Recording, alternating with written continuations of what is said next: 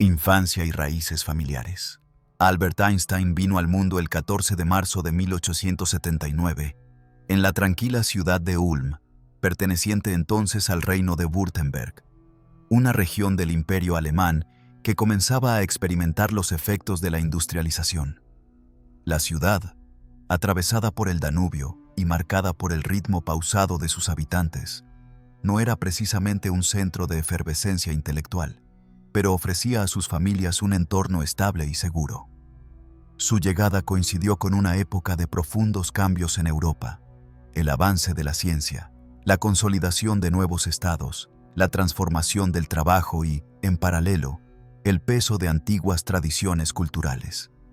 En ese contexto, la familia Einstein, de origen judío, formaba parte de una comunidad que intentaba mantener sus costumbres mientras se adaptaba a los desafíos de la modernidad. Su padre, Hermann Einstein, era un comerciante que, con el tiempo, se convertiría en socio de un pequeño negocio de instalaciones eléctricas. Era un hombre sereno, paciente, con un talento práctico para los asuntos técnicos y una actitud de confianza en el progreso que caracterizaría también a su hijo. Su madre, Pauline Koch, provenía de una familia acomodada y cultivada. Su carácter firme y su sensibilidad por el arte y la música dejaron en Albert una huella temprana y duradera. En su casa, la disciplina no se imponía con dureza, pero sí con constancia. Se valoraba el esfuerzo, el estudio y la curiosidad intelectual. Desde muy pequeño, Albert percibió que sus padres respetaban las ideas y la independencia de pensamiento, incluso si no siempre las entendían por completo. La infancia de Einstein no fue la de un niño prodigio en el sentido convencional. No recitaba poesía antes de cumplir los 3 años, ni resolvía complejas ecuaciones con apenas un lápiz en la mano. De hecho, su desarrollo fue pausado y llamó la atención que comenzara a hablar más tarde que otros niños. Este retraso dio lugar a rumores familiares y a cierta preocupación, aunque con el tiempo se revelaría como un rasgo anecdótico que él mismo recordaría con humor. En lugar de palabras rápidas y discursos improvisados, Albert parecía preferir la observación silenciosa. Le gustaba contemplar los objetos y tratar de comprender cómo funcionaban, desmontando mentalmente sus piezas y preguntándose por la lógica interna de cada mecanismo. Entre las memorias más vívidas que guardaría de aquellos primeros años, se encontraba el momento en que su padre le mostró una brújula. Aquel objeto, aparentemente sencillo, se convirtió para el pequeño Albert en un misterio fascinante. La aguja se movía, pero no había contacto físico que explicara su orientación. Esa impresión de que existían fuerzas invisibles actuando sobre el mundo material se grabó en su mente y lo acompañaría de por vida. Fue tal vez su primer contacto consciente con la idea de que la realidad es más compleja de lo que perciben los sentidos. Cuando Albert tenía apenas 1 año, la familia se trasladó a Múnich, una ciudad más dinámica y próspera. Allí, Hermann y su hermano Jacob abrieron un taller de ingeniería eléctrica, apostando por un sector que prometía revolucionar el modo en que las personas vivían y trabajaban. La electricidad, todavía un fenómeno reciente en la vida cotidiana, comenzaba a sustituir a las lámparas de gas y a alimentar las primeras redes de iluminación pública. En casa, el ambiente se impregnó de un entusiasmo por la tecnología que, aunque Albert no entendiera en profundidad, le resultaba estimulante. A medida que crecía, su madre lo introdujo en el estudio del violín, convencida de que la música formaba parte esencial de la educación de una persona completa. Aunque en un inicio el pequeño no mostró gran entusiasmo, con los años desarrolló un vínculo afectivo con el instrumento, encontrando en él un espacio de calma y concentración. La música le enseñó a reconocer patrones, a interpretar variaciones y a sentir el tiempo de forma distinta, algo que más tarde influiría en su manera de abordar los problemas científicos. Por otro lado, el hogar de los Einstein era un lugar donde los libros no eran adornos, sino ventanas abiertas a otros mundos. Se leía con frecuencia y se discutían temas variados, desde las noticias políticas hasta los avances técnicos que llegaban de países lejanos. También tenía un papel destacado su tío Jacob, ingeniero de profesión, quien no dudaba en proponerle acertijos matemáticos o problemas de lógica que despertaban su ingenio. Estas pequeñas pruebas eran para Albert un juego, pero al mismo tiempo un entrenamiento mental que le enseñaba a razonar de forma ordenada y a no conformarse con soluciones superficiales.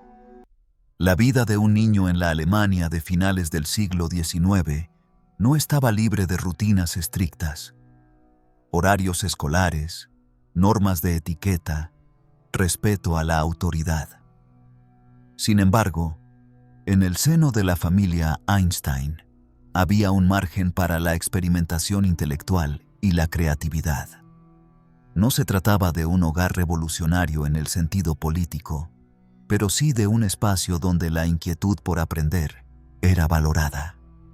Esa combinación de estímulo y libertad, de disciplina y afecto, sería crucial en su desarrollo. En esos primeros años, Albert empezó a cultivar una habilidad que marcaría toda su existencia: la capacidad de aislarse mentalmente del ruido exterior para sumergirse por completo en un problema o una idea. Podía pasar largos ratos mirando por la ventana o manipulando un objeto, abstraído de todo lo demás. No era desinterés por su entorno, sino una forma intensa de concentrarse que le permitía ver conexiones que a otros les pasaban desapercibidas. A finales de su primera década de vida, las circunstancias familiares y el rumbo del negocio paterno comenzarían a empujarlo hacia experiencias que pondrían a prueba esa curiosidad incansable.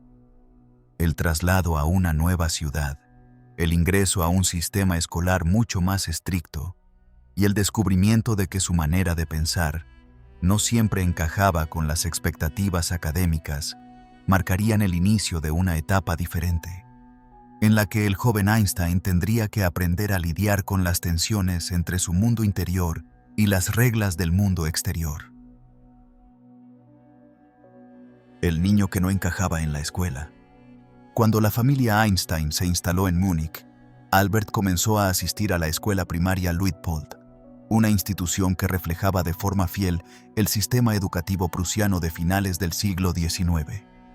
Jerarquía rígida, disciplina estricta y un profundo respeto por la autoridad del maestro, cuya palabra era ley. El modelo estaba diseñado para formar ciudadanos obedientes, eficientes y adaptados a la maquinaria industrial y militar que el imperio alemán consideraba fundamental para su futuro. Sin embargo, aquel ambiente chocaba frontalmente con la forma de ser del pequeño Albert, que mostraba una aversión instintiva hacia la memorización mecánica y hacia la idea de aceptar algo como verdadero sin antes comprenderlo. El joven estudiante no tenía problemas con el contenido de las materias. Al contrario, solía asimilar rápidamente los conceptos matemáticos y científicos que se le enseñaban, pero le molestaba que el aprendizaje se redujera a repetir fórmulas y definiciones sin espacio para la exploración personal. Los profesores, acostumbrados a alumnos sumisos, percibían esa actitud como una falta de respeto, cuando en realidad se trataba de una curiosidad incontenible que buscaba ir más allá de lo que estaba en los libros de texto. Era un niño callado, pero sus silencios no provenían de la timidez, sino de un pensamiento que se mantenía activo incluso cuando su cuerpo estaba inmóvil en el pupitre. A esa temprana inconformidad se sumaban sus propias reflexiones sobre la naturaleza y la física. Entre los 8 y 10 años, comenzó a desarrollar una costumbre que lo acompañaría toda su vida: los experimentos mentales. Mientras otros niños se distraían con juegos o conversaciones, Él podía pasar largos minutos imaginando cómo sería desplazarse a la velocidad de la luz o cómo se comportaría una corriente eléctrica en distintas condiciones. No tenía aún el lenguaje matemático para expresar esas ideas con precisión, pero ya poseía el hábito de enfrentarse a problemas abstractos con una lógica propia. En medio de este mundo interior, el violín continuaba siendo un compañero silencioso. Pauline, su madre, insistía en que practicara, convencida de que la música podía pulir su carácter y agudizar su sensibilidad. Aunque en ocasiones Albert se resistía, con el tiempo empezó a descubrir que el ejercicio de interpretar piezas de Mozart o Beethoven le permitía encontrar un orden emocional que luego aplicaba, de manera casi inconsciente, a su pensamiento lógico. Era como si la música y la ciencia, dos mundos que parecían separados, comenzaran a entrelazarse en su mente. Pero la vida escolar no era sencilla. Algunos profesores llegaron a decirle que nunca llegaría a nada, no por falta de inteligencia, sino por lo que ellos consideraban un exceso de independencia. Le incomodaba que se le obligara a seguir al pie de la letra un método de resolución cuando él ya había encontrado otro más rápido o más claro. Esa insistencia en pensar por su cuenta lo convirtió en un alumno incómodo para un sistema que valoraba la uniformidad por encima de la creatividad. En casa, las conversaciones con su tío Jacob y las lecturas recomendadas por su madre mantenían vivo su interés por aprender, pero el contraste con la escuela se hacía cada vez más evidente. Un momento clave ocurrió cuando un joven estudiante de medicina, amigo de la familia, le regaló un libro de geometría elemental. Aquella lectura lo atrapó de inmediato. Las demostraciones, las figuras y la lógica interna de las matemáticas le ofrecían un mundo donde las reglas eran claras, pero al mismo tiempo daban espacio para la imaginación. Este descubrimiento le proporcionó un refugio intelectual frente a la rigidez del aula. La tensión entre su forma de pensar y el sistema educativo no solo afectaba su rendimiento escolar, sino también su integración social.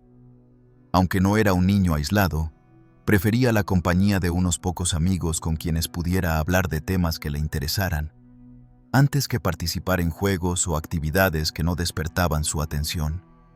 Esa tendencia a la introspección le granjeó la imagen de un joven extraño, un poco distante, aunque sin rasgos de arrogancia. Poco después, la situación económica de la familia comenzó a tambalearse. El negocio eléctrico de su padre enfrentaba una competencia cada vez mayor y los contratos que antes aseguraban estabilidad empezaban a escasear. Esta incertidumbre acabaría obligando a los Einstein a tomar decisiones que cambiarían no solo el rumbo de la empresa familiar, sino también la vida del joven Albert. Cuando sus padres se trasladaron temporalmente a Italia en busca de nuevas oportunidades, él permaneció en Múnich para terminar el curso escolar, lo que intensificó su sensación de estar fuera de lugar. Durante ese periodo, su resistencia a las reglas escolares se hizo más fuerte. Las tensiones con sus profesores llegaron a tal punto que uno de ellos le aconsejó abandonar la institución, argumentando que su mera presencia alteraba el orden de la clase. Aunque la intención del comentario era crítica, lo cierto es que Albert interpretó esas palabras como una confirmación de que el camino que intuía para sí mismo no coincidía con el que le ofrecía la escuela tradicional.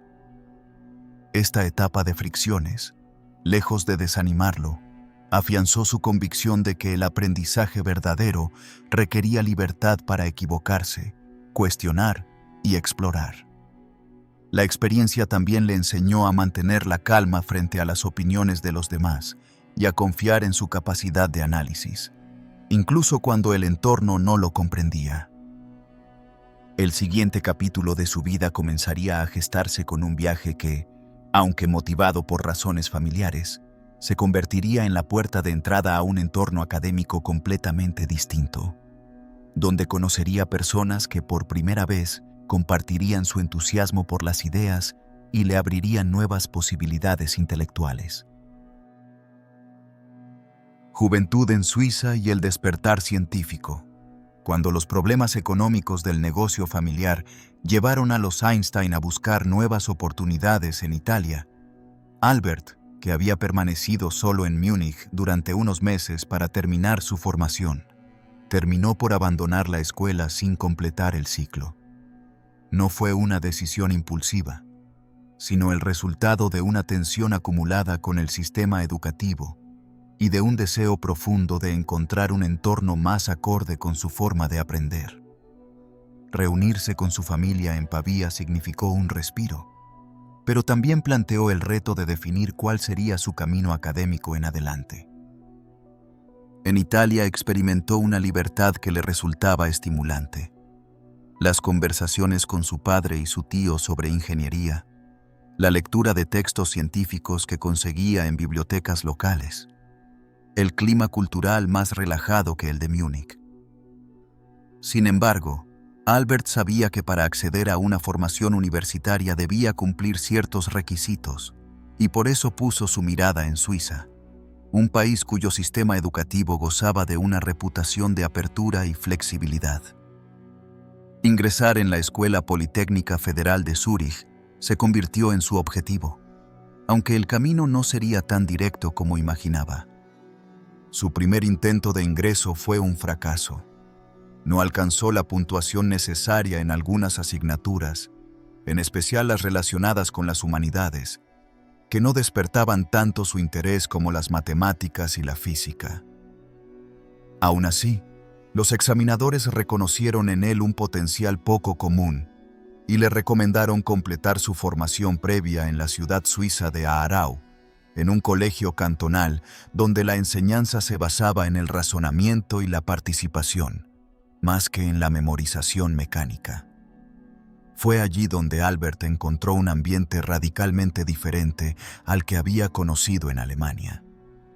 Los profesores animaban a los estudiantes a expresar sus ideas, a cuestionar los conceptos y a relacionar la teoría con la experiencia directa. En Aarau, Einstein se sintió por primera vez comprendido como estudiante. Podía desarrollar sus experimentos mentales sin temor a ser interrumpido, y el diálogo con sus compañeros era más abierto, casi siempre impulsado por la curiosidad compartida. Durante ese tiempo, perfeccionó su dominio del cálculo y comenzó a estudiar de forma más sistemática la física teórica, nutriéndose tanto de los textos clásicos como de las discusiones con quienes, como él, veían la ciencia como un camino para descifrar el universo. Finalmente, en 1896 fue admitido en la Escuela Politécnica de Zúrich. El ingreso no solo significó un paso académico, sino también una transición personal. Vivía en un entorno cosmopolita, rodeado de estudiantes de distintos países, con culturas e ideas que enriquecían las conversaciones fuera del aula. Entre ellos se encontraba Mileva Marić, una joven serbia con un talento notable para las matemáticas y una determinación poco común en una época en que pocas mujeres lograban acceder a ese nivel de estudios. La relación entre Albert y Mileva fue inicialmente intelectual, marcada por largas horas de conversación sobre física, filosofía y el futuro de la ciencia. La vida en Zúrich era intensa. Las clases exigían un alto nivel de dedicación, pero Albert prefería dedicar gran parte de su tiempo a leer por cuenta propia obras de Maxwell, Boltzmann y otros científicos que lo fascinaban. No se limitaba al material obligatorio del programa. Exploraba las conexiones entre distintas ramas del conocimiento y buscaba entender cómo se sostenían los modelos físicos que explicaban la naturaleza. Esa actitud, aunque valiosa para su desarrollo, le generó conflictos con algunos profesores, quienes percibían que desatendía ciertos aspectos formales del currículo. Sin embargo, lo que más moldeó su pensamiento en esos años no fueron únicamente las lecciones académicas, sino el contacto continuo con un pequeño círculo de amigos con los que discutía ideas hasta altas horas de la noche. Se reunían para analizar problemas teóricos, debatir sobre la influencia de la filosofía en la ciencia y cuestionar la validez de conceptos que la mayoría aceptaba sin reservas. Este grupo, compuesto por mentes inquietas y dispuestas a pensar en voz alta, funcionaba como un laboratorio de ideas que alimentaba la creatividad de Einstein y reforzaba su confianza para seguir caminos poco convencionales. Zúrich le ofrecía algo que Múnich jamás le habría dado: la sensación de que podía ser él mismo sin pedir disculpas por pensar distinto. Allí aprendió que el pensamiento científico no era un conjunto de verdades fijas, sino un proceso en constante revisión, abierto a nuevas interpretaciones y sustentado en la capacidad de imaginar lo que aún no se había demostrado. Y fue en medio de esa efervescencia intelectual donde comenzó a gestarse el Einstein que años después revolucionaría la física. En 1900 se graduó como profesor de matemáticas y física, con una formación sólida y una mente más afilada que nunca.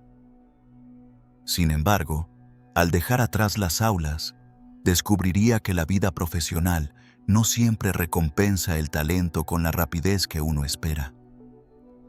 En su horizonte inmediato se avecinaban meses de incertidumbre, trabajos temporales y una etapa que, aunque parecía apartarlo de la ciencia académica, acabaría siendo decisiva para su obra más célebre. Años de incertidumbre y trabajo en la oficina de patentes. Tras obtener su diploma en la Escuela Politécnica de Zúrich, Albert Einstein imaginaba que su vida profesional tomaría un rumbo directo hacia la docencia o la investigación universitaria.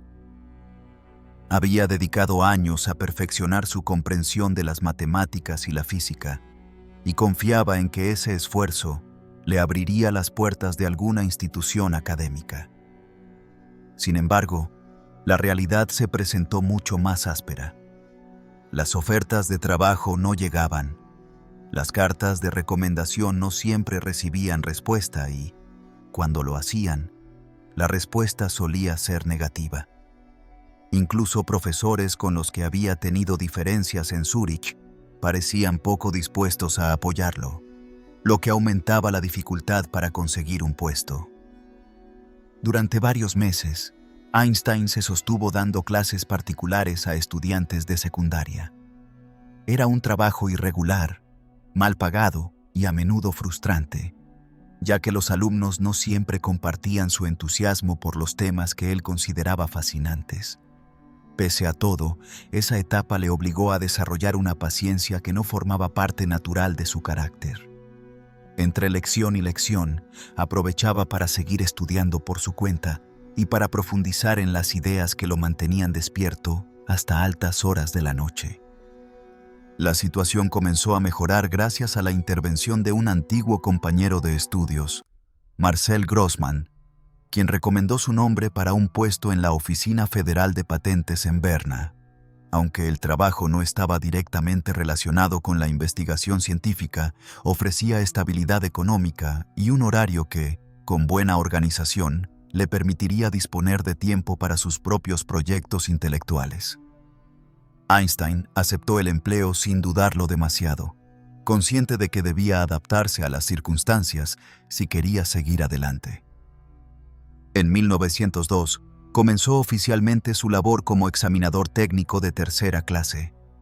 Sus tareas consistían en evaluar solicitudes de patentes para dispositivos eléctricos y mecánicos, analizando si las propuestas eran novedosas, útiles y viables.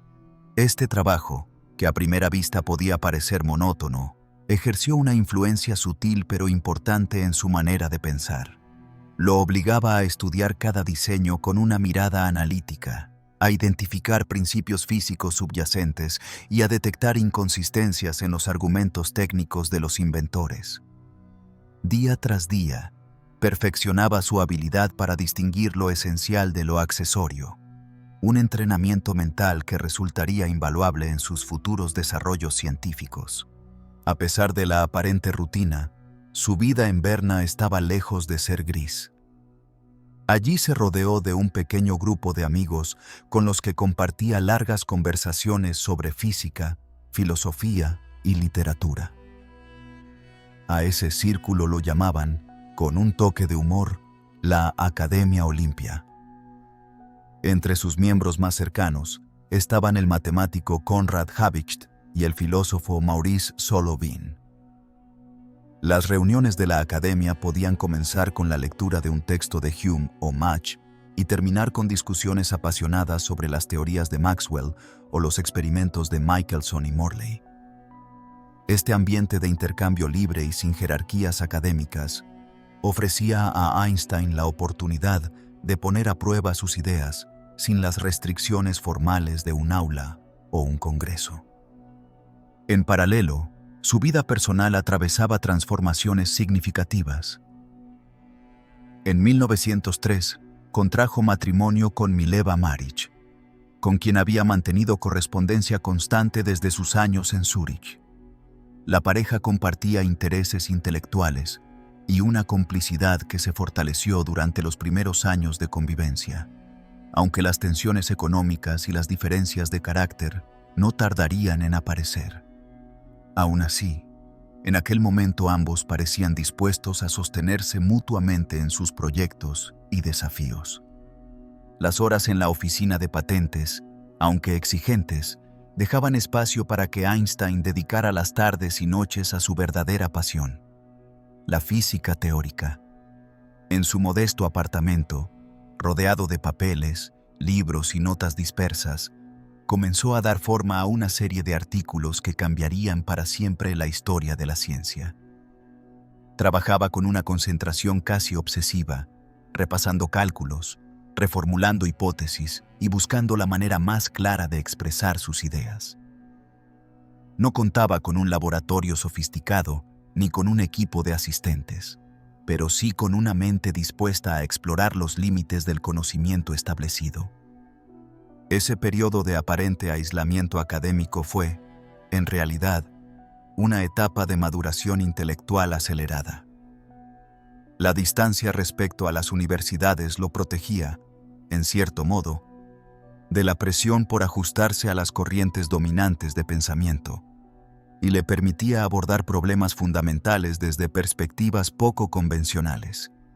Mientras muchos científicos estaban enfrascados en ajustes menores a teorías existentes, Einstein se planteaba preguntas sobre la estructura misma del espacio, el tiempo y la materia.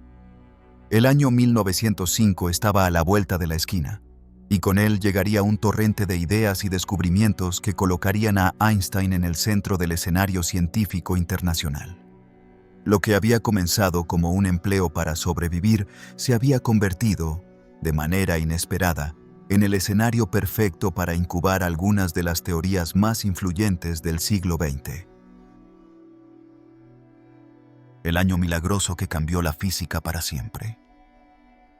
El calendario marcaba 1905 y en la vida de Albert Einstein, nada parecía anunciar que estaba a punto de dar un salto gigantesco en el mundo de la ciencia.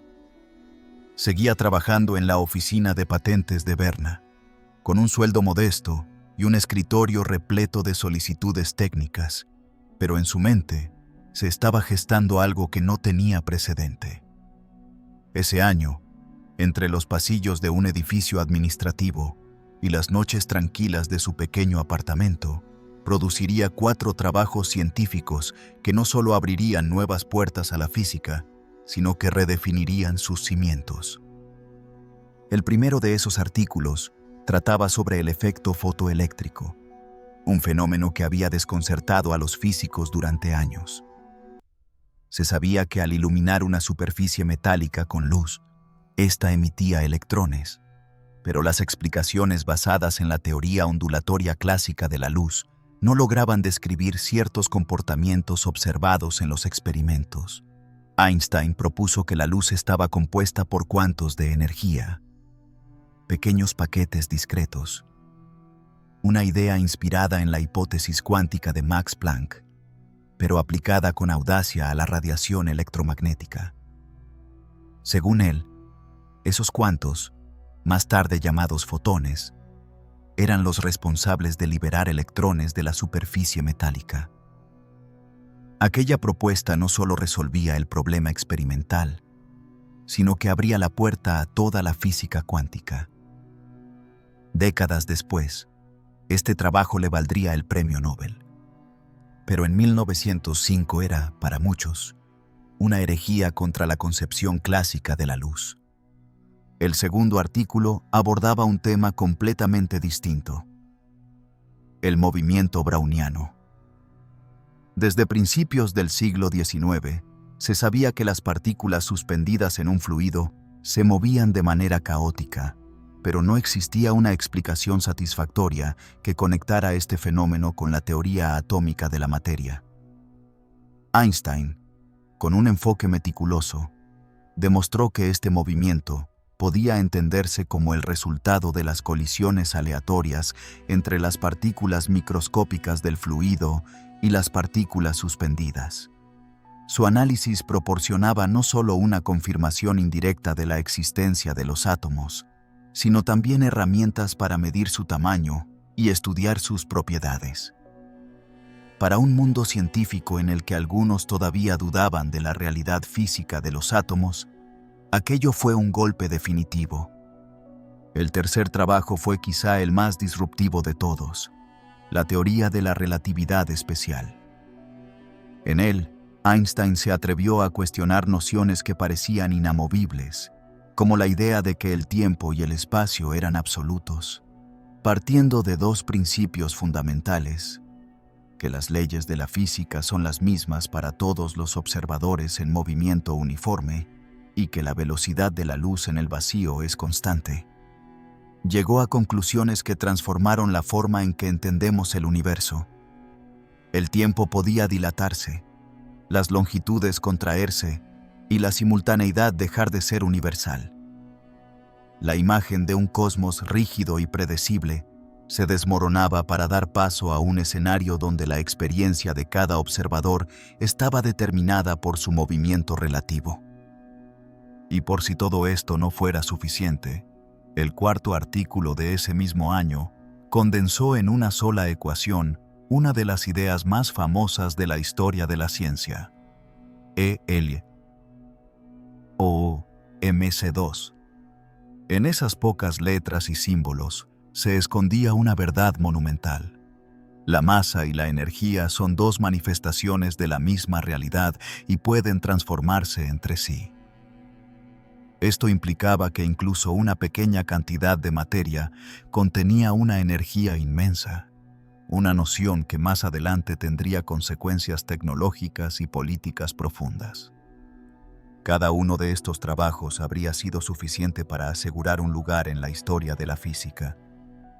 Pero que todos surgieran en un solo año convertía a 1905 en un auténtico punto de inflexión. Lo más sorprendente era que ninguno de ellos provenía de un laboratorio universitario ni contaba con el respaldo de un equipo de investigadores. Eran el fruto de una mente solitaria que pensaba y calculaba en los ratos libres que le dejaba un empleo administrativo. La comunidad científica recibió estos artículos con una mezcla de asombro, escepticismo y admiración. Algunos colegas comprendieron de inmediato la magnitud de las ideas, mientras que otros necesitaron años para aceptarlas. Lo cierto es que, sin proponérselo como una campaña de reconocimiento, Einstein había cambiado para siempre la conversación sobre los fundamentos de la física. En apenas 12 meses, un joven desconocido se había convertido en una figura de la que todos hablaban, aunque aún faltaba tiempo para que esa fama se consolidara en el plano público. Ese año milagroso fue, en cierto sentido, el punto culminante de todo lo que había aprendido y reflexionado en sus años anteriores. Los experimentos mentales que practicaba desde niño, las discusiones nocturnas con amigos, las lecturas autodidactas y la libertad intelectual que había encontrado fuera del sistema universitario se combinaron para dar forma a un conjunto de ideas que marcarían el rumbo de la ciencia del siglo XX. Pero su historia estaba lejos de llegar a su clímax.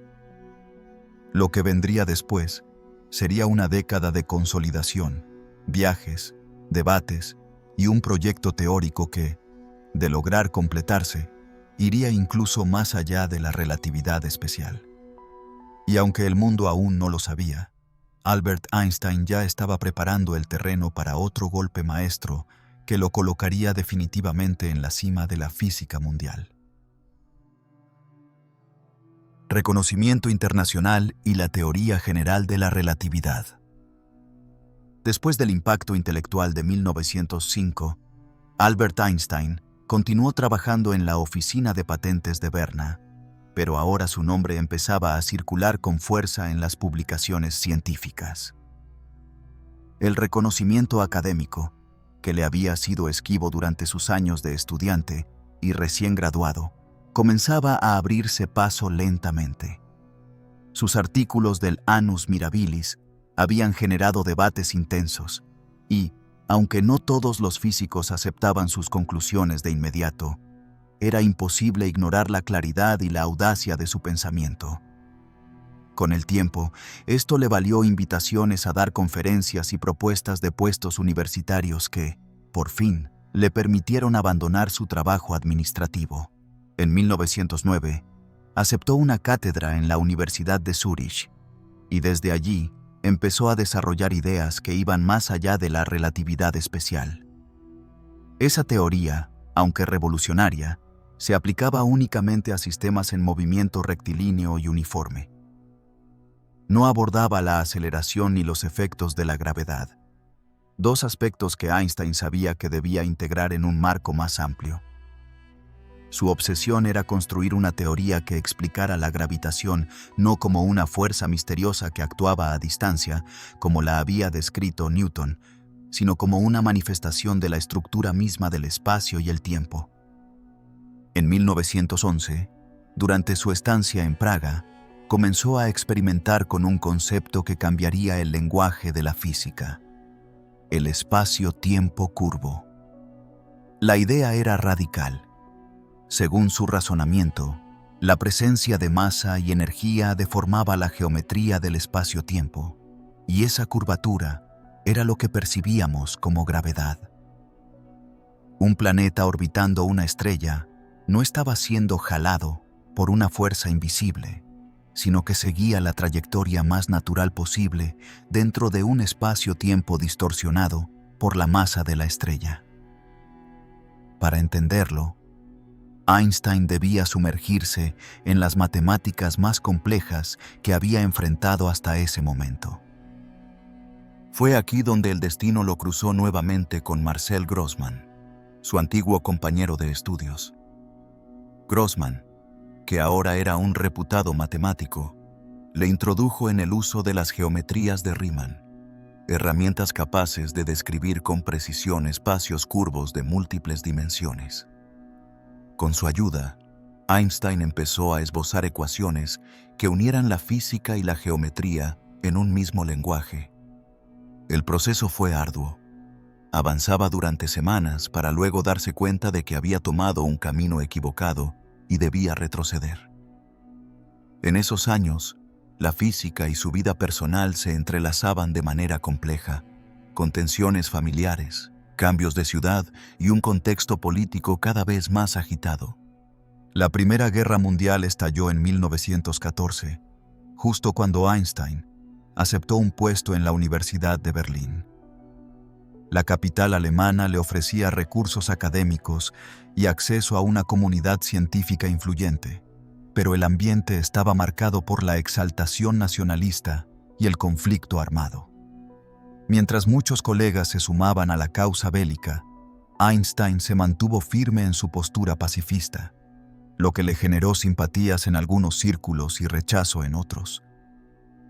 A pesar de todo, continuó trabajando en su teoría, convencido de que estaba a punto de alcanzar una formulación completa. En noviembre de 1915, después de casi una década de esfuerzo, presentó en la Academia Prusiana de Ciencias las ecuaciones definitivas de la teoría general de la relatividad. Este nuevo marco teórico no solo reinterpretaba la gravedad como curvatura del espacio-tiempo, sino que ofrecía predicciones verificables. Una de ellas, particularmente audaz, afirmaba que la luz debía desviarse al pasar cerca de un cuerpo masivo, como el Sol. Era un pronóstico que se podría comprobar durante un eclipse total, cuando la luz de las estrellas cercanas al disco solar quedara momentáneamente visible. La ocasión para esa verificación llegó en 1919, cuando el astrónomo británico Arthur Eddington lideró una expedición para observar un eclipse en la isla de Príncipe, frente a las costas de África. Las mediciones confirmaron que la luz de las estrellas se desviaba exactamente en la medida predicha por Einstein. La noticia se difundió rápidamente y, en un mundo que aún se recuperaba de la devastación de la guerra, el hallazgo fue recibido como un símbolo de cooperación intelectual internacional. Un científico alemán validado por científicos británicos, en un gesto que parecía desafiar las fronteras políticas. De la noche a la mañana, Einstein pasó de ser una figura conocida en círculos académicos a convertirse en un nombre reconocido por el público general. Los periódicos lo describían como el nuevo Newton, y su imagen comenzó a aparecer en portadas de revistas y caricaturas. Aunque la atención mediática no era algo que buscara, supo aprovecharla para promover el pensamiento crítico, la paz y la importancia de la ciencia. Sin embargo, esa fama también traería consigo malentendidos, interpretaciones simplistas de su trabajo y la presión constante de representar un ideal de genio que no siempre coincidía con la persona real. Ese momento de consagración marcó un antes y un después. La teoría general de la relatividad no era solo un logro científico monumental, era también la llave que abriría nuevas preguntas sobre el universo, desde la naturaleza de los agujeros negros hasta la expansión cósmica. Pero para Einstein, la búsqueda de conocimiento no se detenía ahí, y su papel en la sociedad, como intelectual y como ciudadano del mundo, comenzaría a crecer con una intensidad que lo llevaría mucho más allá de los laboratorios y las aulas. Entre la fama y la responsabilidad social, el reconocimiento mundial que trajo consigo la confirmación de la teoría general de la relatividad en 1919 colocó a Albert Einstein en una posición que pocos científicos habían experimentado antes. Su imagen, con el cabello alborotado y la mirada intensa, empezó a circular por periódicos y revistas en todo el mundo. Era presentado como un genio que había desafiado las nociones más profundas del espacio y el tiempo. Y aunque él se mantenía distante de la idolatría, entendía que esa fama le otorgaba una plataforma desde la cual podía influir no solo en el campo de la ciencia, sino también en cuestiones políticas, sociales y culturales que consideraba urgentes. La posguerra había dejado a Europa en un estado de fragilidad extrema. Las heridas del conflicto no eran únicamente materiales. Las divisiones ideológicas y el resentimiento entre naciones amenazaban con perpetuar un ciclo de hostilidad. Einstein, que se había opuesto abiertamente a la guerra desde sus inicios, vio en su creciente notoriedad una oportunidad para defender el pacifismo y fomentar el diálogo internacional. Aceptaba invitaciones para dar conferencias en diferentes países, no solo para explicar sus teorías, sino para transmitir un mensaje de entendimiento y cooperación entre pueblos. En 1921 viajó por primera vez a los Estados Unidos, donde fue recibido con entusiasmo en universidades, instituciones científicas y actos públicos. Ese mismo año, recibió el Premio Nobel de Física por su explicación del efecto fotoeléctrico, un galardón que, paradójicamente, no estaba directamente relacionado con la teoría que lo había hecho famoso ante el gran público.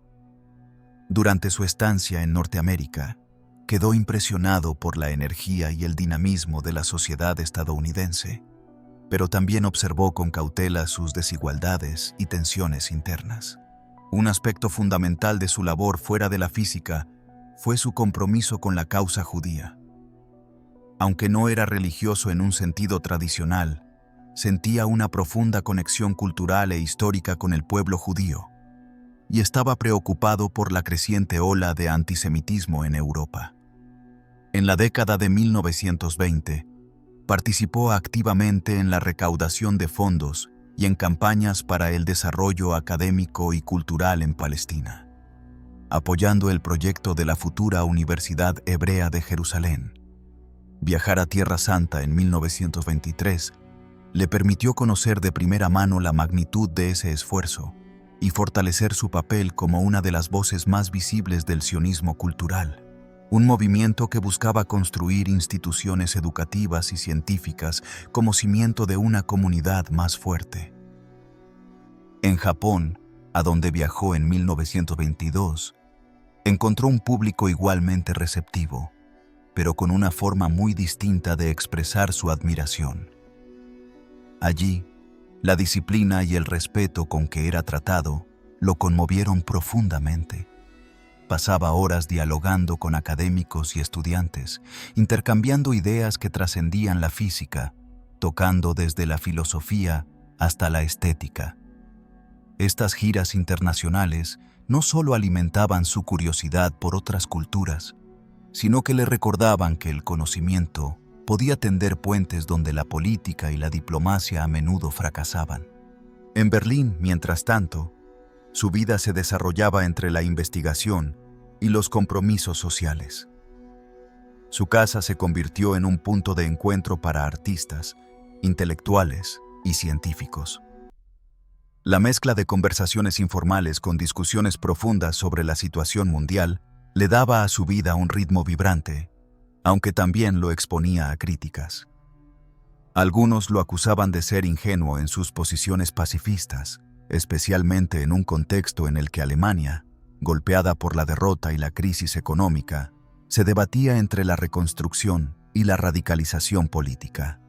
La década de 1920 fue para Einstein un periodo de viajes, discursos y presencia constante en la esfera pública. Era consciente de que su figura podía ser usada como símbolo, y aunque prefería hablar de ciencia, no rehuía temas incómodos como la desigualdad social, el racismo o el militarismo. En más de una ocasión, utilizó los foros académicos para denunciar el peligro del fanatismo y para advertir sobre la necesidad de preservar la libertad de pensamiento frente a cualquier forma de opresión. A medida que la década avanzaba, las sombras en Europa se hacían más densas. En Alemania, el antisemitismo pasaba de ser un prejuicio persistente a convertirse en una herramienta política cada vez más agresiva. Los movimientos nacionalistas ganaban terreno, y el clima de violencia y tensión empezaba a ensombrecer incluso las actividades culturales y científicas. Einstein, que seguía recibiendo invitaciones para viajar, comenzaba a ver esas salidas al extranjero como una vía para mantenerse en contacto con un mundo menos asfixiante, pero sin imaginar aún hasta qué punto esa necesidad de salir se convertiría pronto en una obligación. Este equilibrio entre su papel como científico y como figura pública se mantendría en constante tensión. Por un lado, quería seguir explorando los misterios del universo. Por otro, sentía la responsabilidad moral de intervenir en debates cruciales para el futuro de la humanidad. Y ese dilema se haría más agudo cuando la historia empujara a millones de personas a huir, callar o resistir. El exilio y la vida en Estados Unidos. El ascenso del nazismo en Alemania no fue un fenómeno repentino, sino un proceso que, paso a paso, fue transformando el clima político y social en algo cada vez más hostil para quienes defendían la diversidad cultural, el pensamiento libre y, especialmente, para la población judía. Einstein, que llevaba años advirtiendo sobre los peligros del nacionalismo extremo y la intolerancia, empezó a sentir cómo esas amenazas dejaban de ser un discurso marginal para convertirse en una política de Estado. Las calles de Berlín, que alguna vez habían sido escenario de una intensa vida intelectual y artística, se llenaban ahora de banderas con esvásticas y de discursos incendiarios que señalaban a los judíos como enemigos internos. En 1932, con la situación cada vez más tensa, Einstein aceptó una invitación para dar una serie de conferencias en Estados Unidos. Lo que inicialmente planeaba como un viaje académico de varios meses, se convertiría en el punto de no retorno. Mientras estaba en suelo norteamericano, Adolf Hitler fue nombrado canciller de Alemania y las medidas antisemitas comenzaron a aplicarse de manera sistemática. La nueva realidad era clara. Regresar a Berlín significaba exponerse a un entorno en el que su vida, su libertad y su trabajo estarían en riesgo. Su casa en Alemania fue registrada, sus cuentas congeladas y sus propiedades confiscadas. Los nazis llegaron incluso a poner precio a su cabeza y a exhibir su fotografía en publicaciones de propaganda como símbolo del enemigo judío de la nación. Ante esto, Einstein tomó la decisión definitiva de no volver.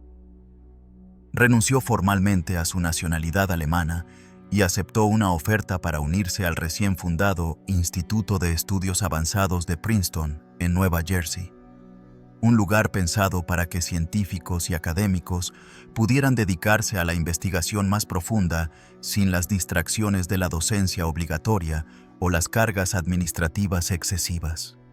Su llegada a Princeton en 1933 marcó el inicio de una nueva etapa en su vida. La pequeña ciudad universitaria le ofrecía tranquilidad y el instituto le brindaba un espacio para pensar con libertad, rodeado de colegas de gran nivel intelectual.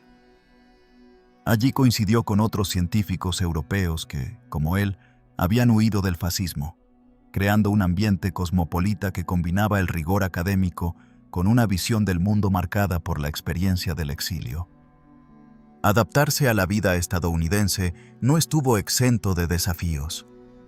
Einstein apreciaba la apertura cultural y la energía de Estados Unidos, pero también observaba con preocupación ciertos aspectos de su sociedad, como la desigualdad racial y las tensiones económicas que todavía persistían tras la Gran Depresión. No tardó en pronunciarse públicamente contra el racismo, especialmente contra la discriminación hacia la comunidad afroamericana, a la que consideraba una de las injusticias más flagrantes del país.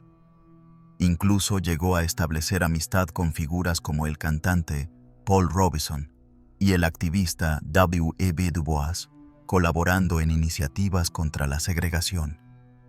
En el plano académico, Princeton le permitió retomar su búsqueda de una teoría unificada que integrara todas las fuerzas fundamentales de la naturaleza.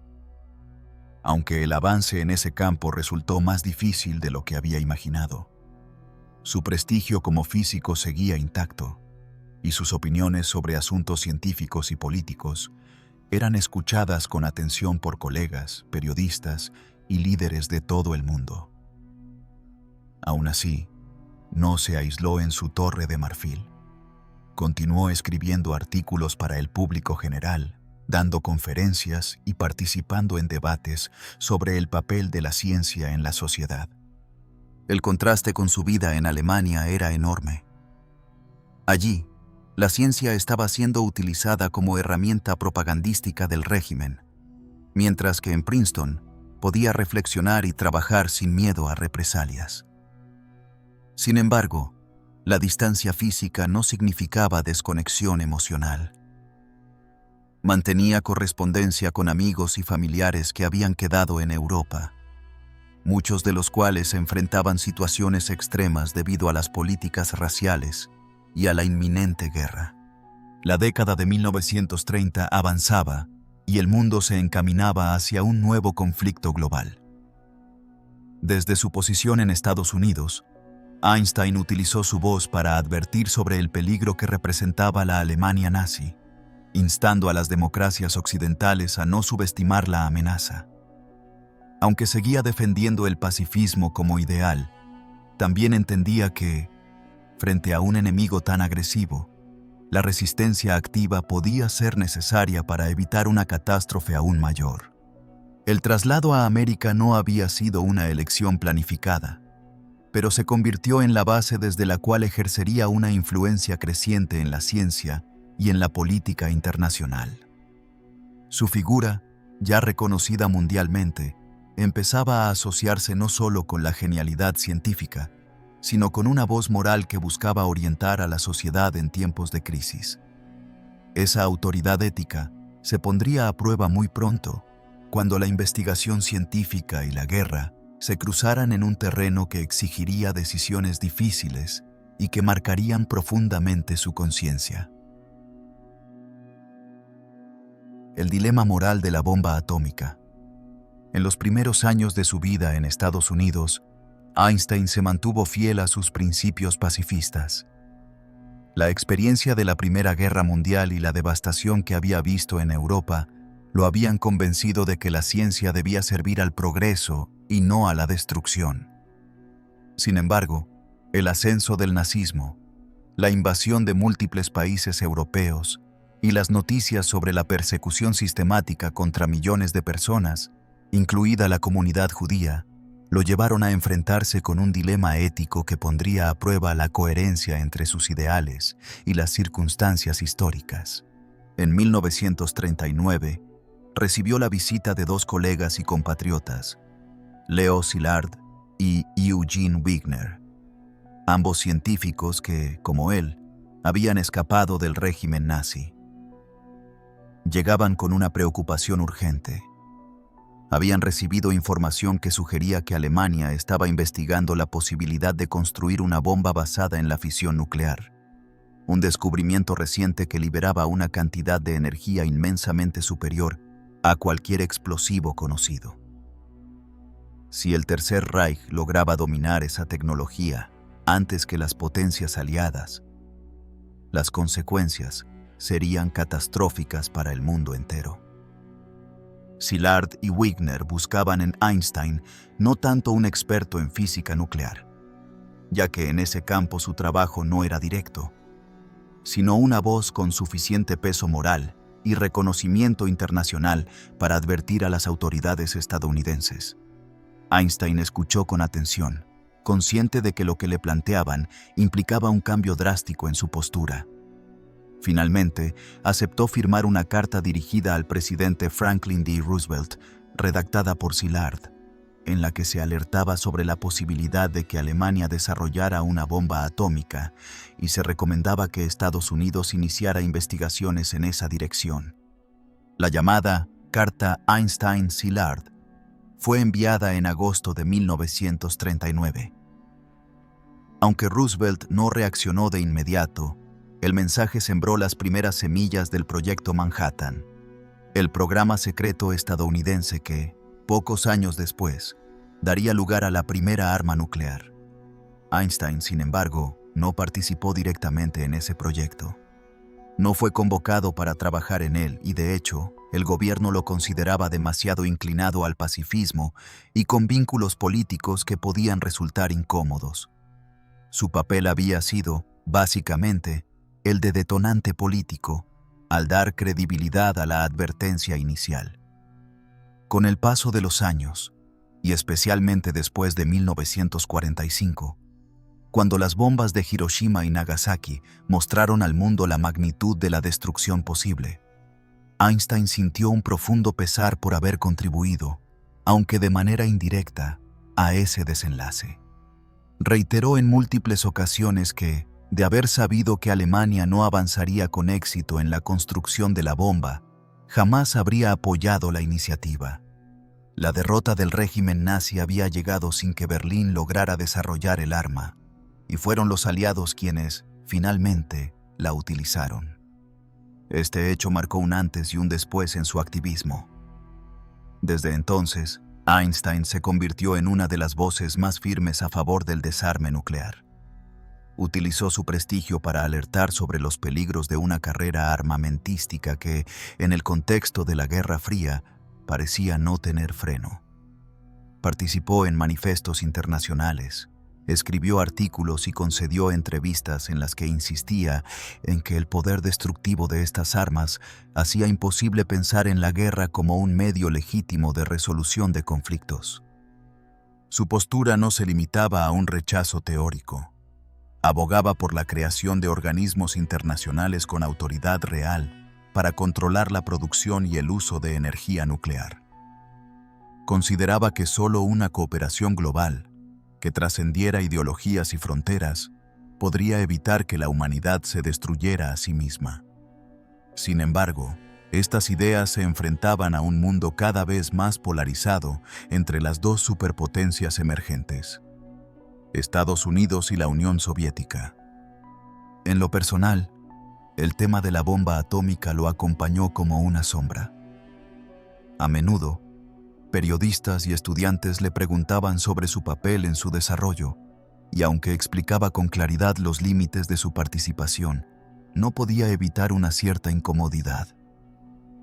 Era como si su nombre hubiera quedado atado, en la memoria colectiva, a una de las creaciones más temidas por el ser humano, incluso cuando su intención inicial había sido prevenir un desastre, no provocarlo. Este dilema moral, sin embargo, no lo paralizó. Lo transformó en un activista más decidido, que veía en la divulgación científica y en la educación para la paz una forma de contrarrestar los peligros que él mismo había contribuido a señalar. La ciencia, para Einstein, debía ir acompañada de una ética sólida. Sin ella, los avances tecnológicos podían convertirse en amenazas existenciales. La última década de su vida lo encontraría, entonces, en una doble misión. Seguir explorando, en el terreno teórico, los grandes enigmas de la física, y en el plano público, utilizar su voz para advertir que el verdadero reto de la humanidad no estaba únicamente en descubrir cómo funciona el universo, sino en aprender a convivir en él sin destruirlo. Los últimos años y el legado eterno. En la última etapa de su vida, instalado definitivamente en Princeton, Albert Einstein vivía en un equilibrio singular entre la calma de su rutina personal y la intensidad intelectual que lo mantenía activo hasta el final. Su jornada diaria comenzaba temprano, con paseos por las calles tranquilas de la ciudad universitaria, un abrigo raído sobre los hombros, el cabello más desordenado que nunca, y a menudo, con la mirada abstraída, como si estuviera resolviendo un problema mental que lo acompañaba desde la noche anterior.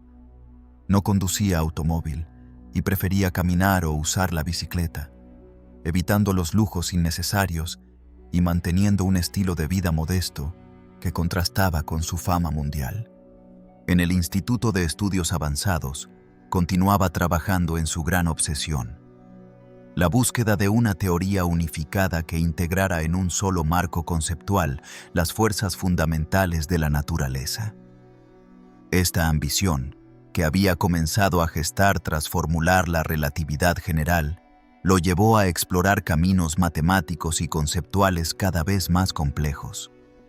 Su objetivo era construir un modelo que conciliara la gravedad con el electromagnetismo, y aunque las teorías cuánticas ganaban terreno en la física, él se mostraba escéptico ante algunas de sus interpretaciones más probabilísticas, convencido de que debía existir una explicación más profunda y determinista para los fenómenos del universo. Los avances, sin embargo, fueron limitados. Einstein trabajaba con paciencia, a veces durante meses en una sola idea, para luego descartarla al detectar inconsistencias. La física estaba entrando en una nueva era, dominada por jóvenes investigadores que combinaban la mecánica cuántica con la relatividad para explicar partículas y campos que él no había considerado en su formulación original. Aunque su influencia seguía siendo enorme, comenzaba a sentirse aislado respecto a la corriente principal de la investigación. Lejos de amargarse, asumía ese aislamiento con serenidad, convencido de que el tiempo pondría a prueba todas las teorías, incluidas las suyas. En el plano personal, su vida en Princeton era sencilla. Recibía a un flujo constante de visitantes, científicos, escritores, políticos, estudiantes y curiosos que deseaban conocerlo. Algunos buscaban discutir cuestiones técnicas, otros simplemente conversar o escuchar de primera mano sus reflexiones sobre el mundo. Einstein solía recibirlos en su oficina o en su casa, vestidos sin formalidades y con una disposición que combinaba cortesía con un sentido del humor irónico. Su voz seguía siendo influyente en cuestiones sociales y políticas. No dudaba en pronunciarse contra el racismo, la intolerancia y las amenazas nucleares, especialmente en el contexto de la Guerra Fría.